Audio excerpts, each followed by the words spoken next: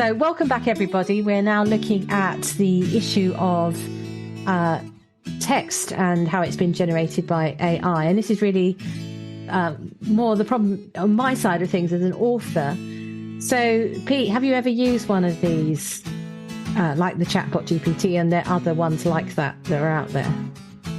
No. Have you ever had anybody come up to you with well, I mean, for example, first time I came across it was this new year, so the new year 2023, a family, member of the family had written us all a poem using this.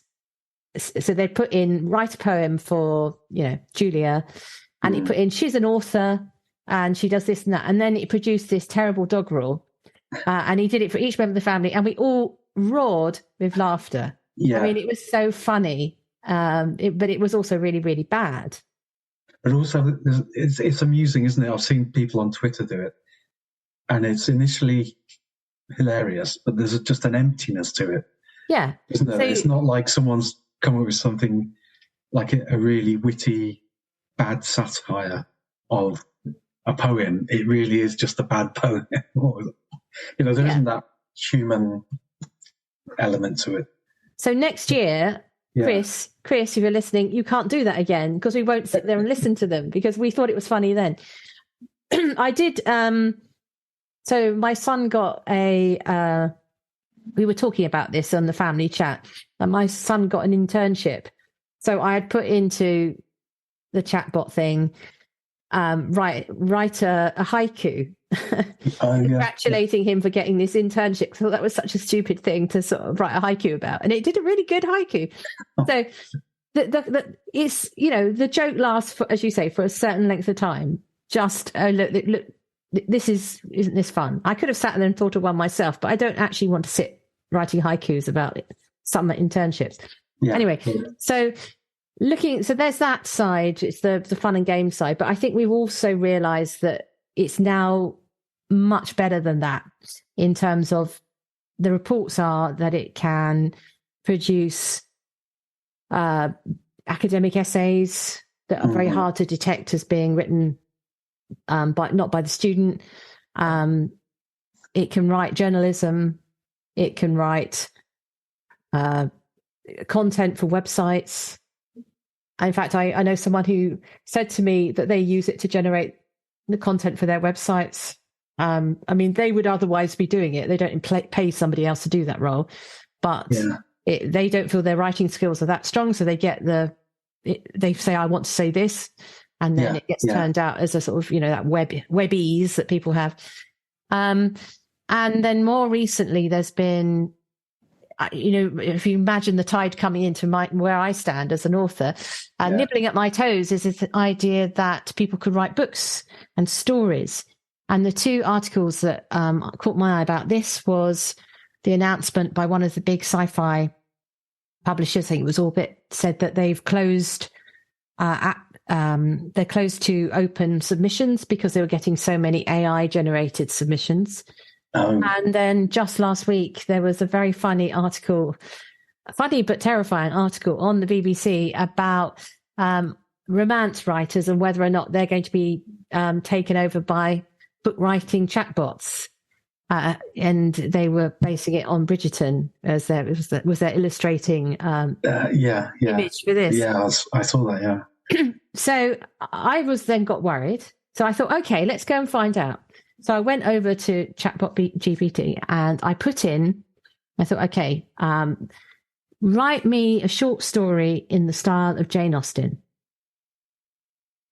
Okay. What I got back was terrible. It was basically a really short summary of Pride and Prejudice. It didn't even bother to sort of change the names. It was just, Elizabeth was going for a walk. I mean, it was just totally rubbish, utterly uninspiring. And I thought, okay, deep breath. Write a short story in the style of Julia Golding. Now, that is quite tricky because I've got lots of different things I've done, but I thought, let's see what it comes back with. What it came back was so generic and so thin that it was no more me than it was anybody else Mally Brackman or anybody else writing at the moment in my sort of English speaking culture. So maybe I wasn't giving it enough detail in the commands, but I don't think it is actually yet at the stage where it can write a book. But we did launch a prize for new writing last week with the Pushkin Press, and as part of our rules, we did say you are, no AI generated or any, basically you've got to write the book yourself.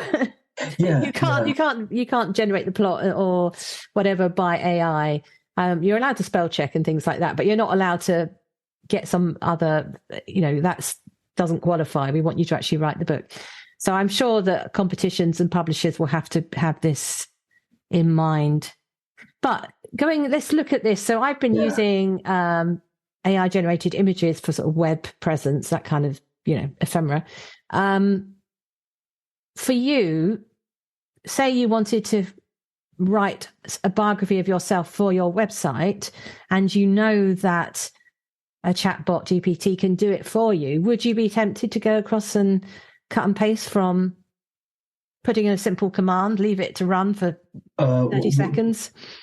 Well, there's two elements is that I'd like to write it myself, but also my partner's a kind of copywriter. So she probably, whatever I write, I pass over to her anyway,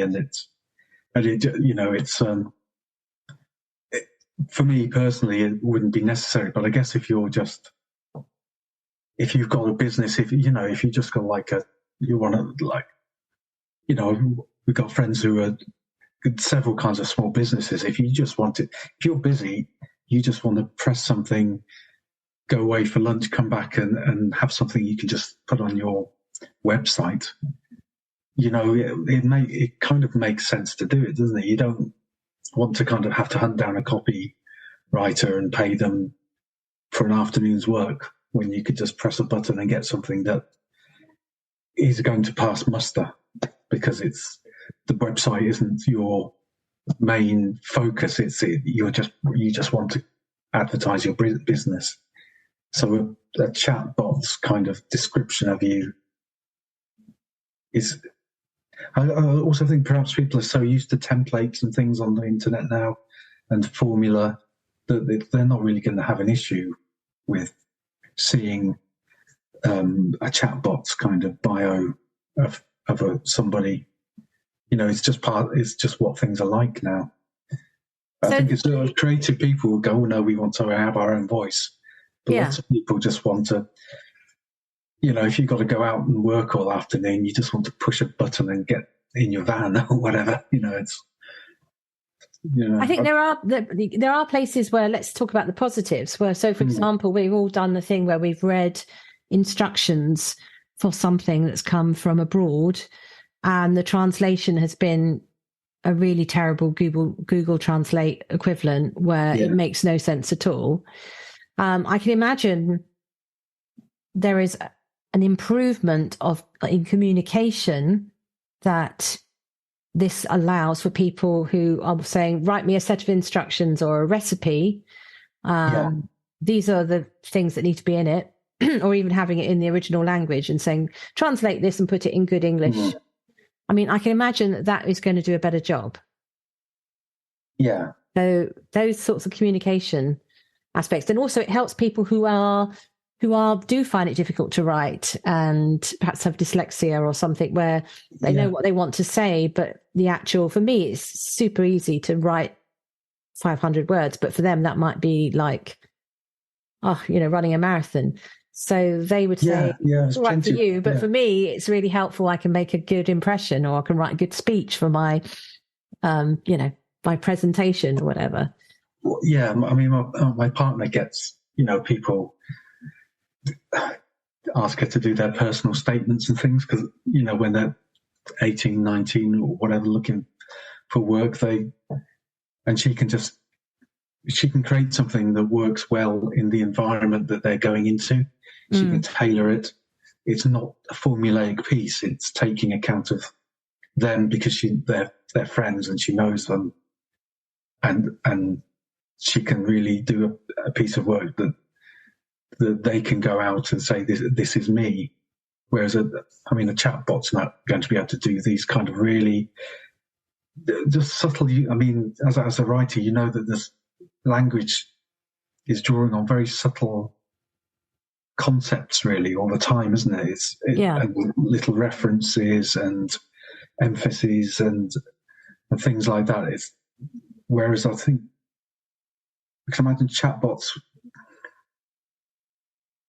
I'm not sure. I'll have to give it a go. I'll have to kind of come up with I'm working on it. I'll have to see. I would encourage people to go and actually try these things out to see what is going on, because I think so let's look at the issue of, I think it's wrong in the same way as ripping off somebody's style who's got copyright is wrong. I think what's wrong in generating text is when you are pretending to have knowledge that you don't have. So if you say, write me a GCSE essay on Frankenstein, referring to these sources, that information hasn't gone into your brain. And it's also not being filtered through. Part of learning is actually adopting an idea for yourself. Not getting, otherwise it's basically cheating. It's getting somebody else to write it for you. The fact that it's an AI writing it for you that really is less important than the fact that you haven't thought. You've done none of the thinking, because education is about the thinking. So that's clearly wrong, and they need to have a way of stopping students thinking it's a shortcut when really what they're doing is they're not making the journey at all. It's not a shortcut if you're not on the journey. So no, that seems quite clear. The issue of, is this going to be, would it be something which can write a novel? I think there's a bit of a misunderstanding here. So I can understand how Orbit got fed up with seeing all these submissions, but I doubt any of those submissions were actually of any quality. It's just they got a load of dross coming through. So, for example, to say that you think romance novels are formulaic is to misunderstand romance novels. So Julia Quinn, the writer of Bridgerton, her novels are actually social comedies. Yeah. And there is a structure and a formula in the sense of it is usually boy meets girl, though not always in romance, obviously. Boy meets girl, series of incidents, and then usually some sort of a happy ending. But that is the sort of, like, just in horror, you have a formula. In the Western, you've got a sort of expectation. But there are so many different ways of interpreting that it's the characters she creates in each of the books which tells a different story. So, and in the romance genre, it goes all the way from historical to contemporary to thriller. It's not as if it's as easy to mimic as people think, because unless you care about characters and interrelations, it is a genre which particularly matters that you understand how feelings work. It's the most deep-rooted human story that there is, isn't it? And also, you will get loads of cliches. So I would quite like I'd quite like to be able to use chatbot GPT to say, please eliminate any cliches in this passage. So the square jawed or the flashing eyes or whatever it is. I can imagine finding a use as a writer for just checking I haven't fallen into white as a sheet and all those other cliches that you tend to reach for when you're feeling lazy. Yeah. So to be a bit like an editor on my shoulder saying, hang on, that's lazy writing. I can see a use for that, but not, we don't need endless screeds of, he looked like a fallen angel style descriptions of heroes, which is, used a bit too much. But I don't think, because there's no person or understanding of feelings behind it, I don't think it'd be interesting. And it wouldn't push. No. I mean, maybe able to write. Maybe there'll be a phase when when there's more emergent consciousness of artificial intelligence, that they'll be interesting about what it's like to fall in love as an artificial intelligence. in the same way, Data in Star Trek was an interesting character. But I don't know. Yeah. It seems as though it's in the end a bit like a clever parrot. Yeah, exactly. I mean, having read around it, the fact that it's only taking in what people are putting into it, but it's not understanding where that stuff is coming from, is it? It's not. I used to get an Illustrators magazine, and it was quite highbrow, and obviously the people have been on illustration courses and than the academic side of thinking about illustration, whereas I hadn't. So they do kind of small interviews with illustrators, and one of the questions they asked, and it was obviously kind of a term that had come out of illustration teaching. It asked what, and initially I thought, what's this ridiculous term they're asking? But it asked something like, what are the frictions that you deal with? What are the things that you what are the problems, I guess, in a way? What are the things that stop things running smoothly in your process?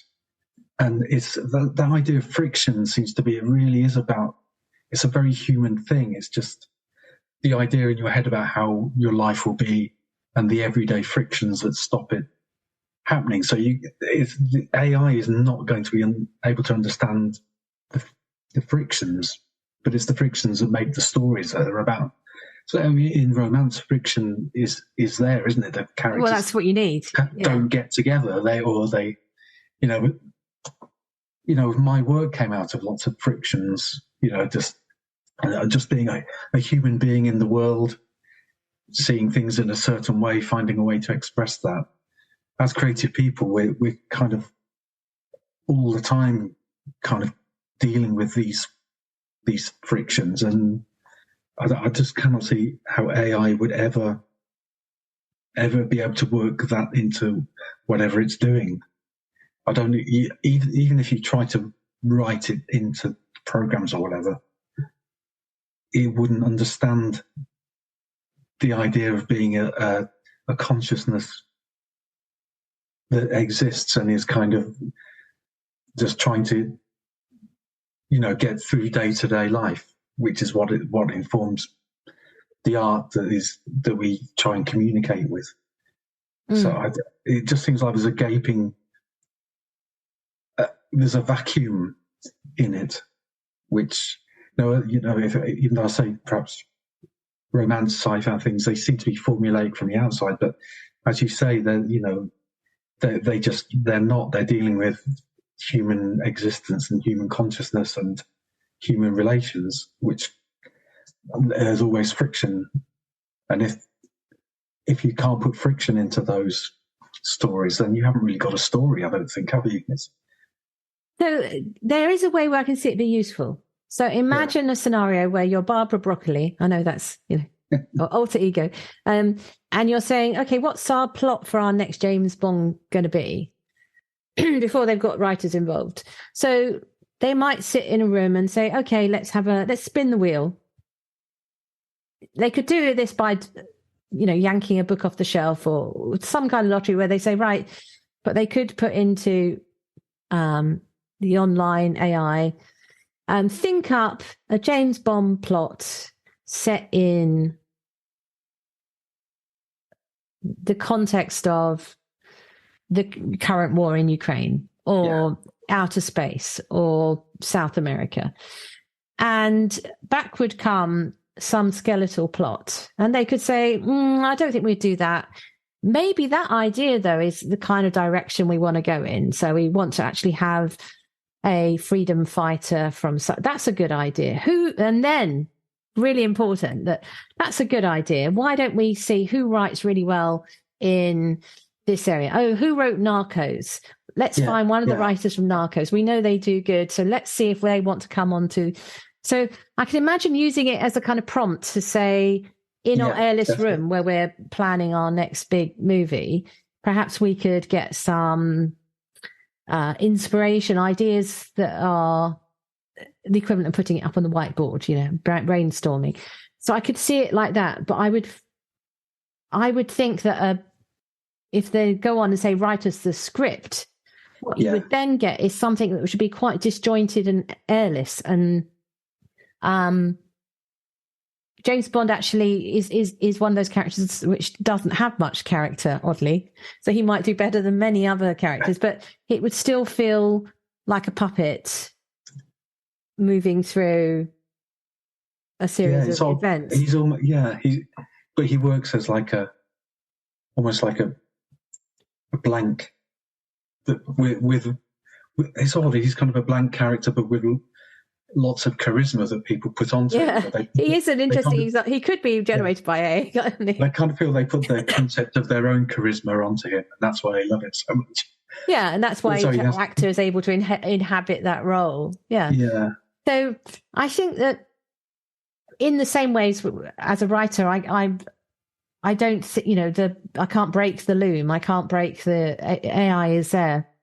And I can see how it might, in the same way as the images inspired ideas, I could see it doing the same for people looking for ideas. I think that, like you were saying, there's a lack of feeling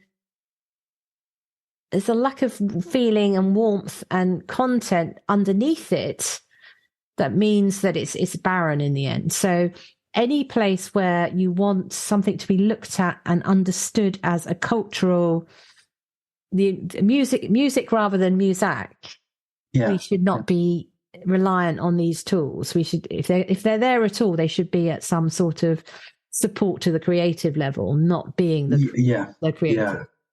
They're going to be useful to take up a certain cultural space where there isn't the inclination or budget to commission original visions, I think. But as you're saying, it will be a really interesting thing for writers and artists and creative people to kind of to try and get their heads around, because it's already being presented with a sinister air, like it's a great thing that's going to cause nuclear war and things. It already feels like people are using that Terminator idea in a way, aren't they? Terminator 2, that the machines gain consciousness and then attack us, and it feels like people are already relating AI to that.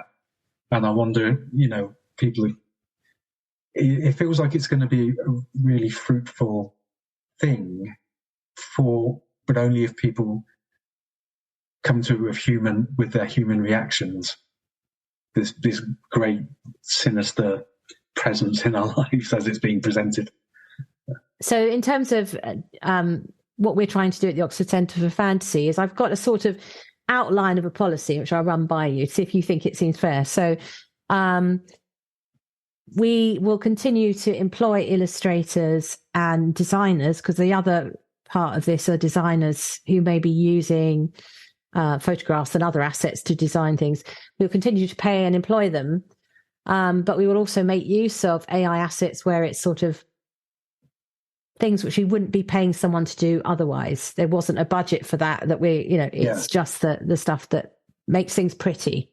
In the same way as we use the Canva or whatever to design things, we'd use it like that. But we'd continue to showcase and celebrate illustrators, particularly for being humans of different visions. Same goes with the sort of text base. I personally won't be using ChatBot GPT to write content, but if somebody wants to generate a social media post, I'm not going to worry about that because it's social media. But if I'm judging in the competition that we're running for the new fantasy writer or anything where it matters that it's somebody's artistic vision, then we don't want the AI generator involved, because that is, you're actually sharing the creativity there with the people who program this thing, plus the myriad of stuff it's hoovered up on the internet. So try and have a sort of sense of let's continue to celebrate artists and employ artists. Let's celebrate writers and reward writers, but also be aware that we can't do a King Canute because the tide is coming in. There's got to be a place in the ecosystem where these things are being used. Does that sound kind of fair as a policy? Yeah. Absolutely, yeah. It isn't going to go away, but it's something I think it's something people will have, going back to that friction idea, they're going to have really interesting responses to it. It's as human beings, we're going to tell each other stories about this new element in our environment. So, and as human beings, we're going to use the bits that we want and forget about and going to pirate a few, or record a few mixtapes, which I seem to remember was a thing when back in the day in the 80s. It was all. So as a bit of fun at the end, Pete. When we've been talking a lot about creating imagery, I always ask my guests, where in all the worlds is the best place for something? And that means all the fantasy worlds. If you had to go and be a fantasy illustrator, perhaps a children's book illustrator or something like that, in any of the fantasy worlds that you've come across, where would you like to go? I'm not sure if the Dr. Seuss world counts as a fantasy world. Oh, yeah, why not? I mean, you can imagine transform yourself into a cartoon in that world. I don't think I wouldn't get much illustrating done. It would be just too bizarre watching things. You could be in a little corner drawing everybody. Oh, that's nice. That made me think of the Richard Scarry world. How busy they are. You could be a little person drawing in a corner. I was thinking of one place that'd be quite interesting to be in would be Inkheart, the Cornelia Funke books, because there you've got this thing where if you read something out loud, it comes to life. But I'm wondering about an aspect of being able to draw something and it coming to life. That would be fun. And where you could actually have a fantasy world where something comes off the page. I think I'd like to go there. Yeah, that would be... that sounds like a fable in the making, doesn't it? Yeah, no, I've just copyright that idea quickly. Yeah. Oh no, but AI's heard it, so they're going to hoover it up, and it'll be in someone's story next. I wonder if being in the AI world as a human being, I wonder what that would be like. Seeing all this, yes, just trying to make sense of it actually within it. I'm not sure. Yeah. So, and also just to celebrate craftsmanship, is there one illustrator that you think we should go and have a look at? You mentioned several whilst you were talking, but who would you say this is a really inspiring illustrator? A contemporary illustrator that I really like is Steve May. He's just got books out with...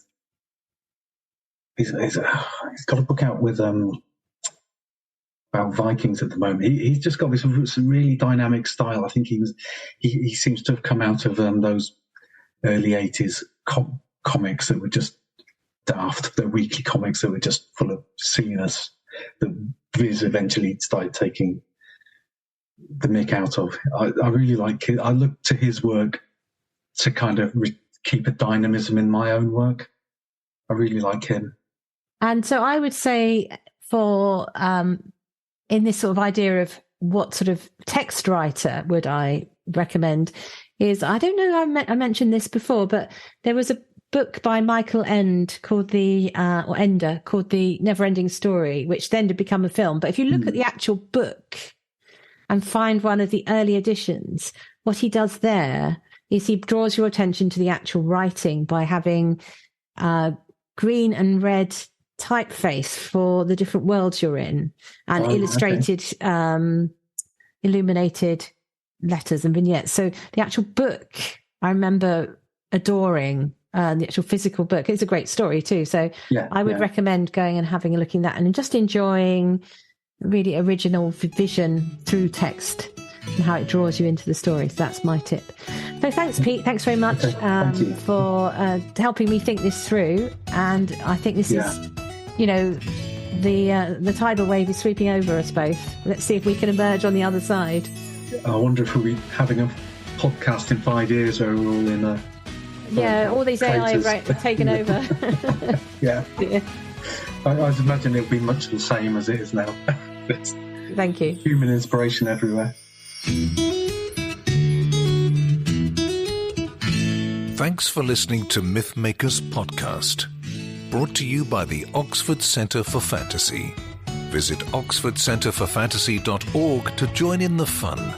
Find out about our online courses, in-person stays in Oxford, plus visit our shop for great gifts. Tell a friend and subscribe wherever you find your favourite podcasts worldwide.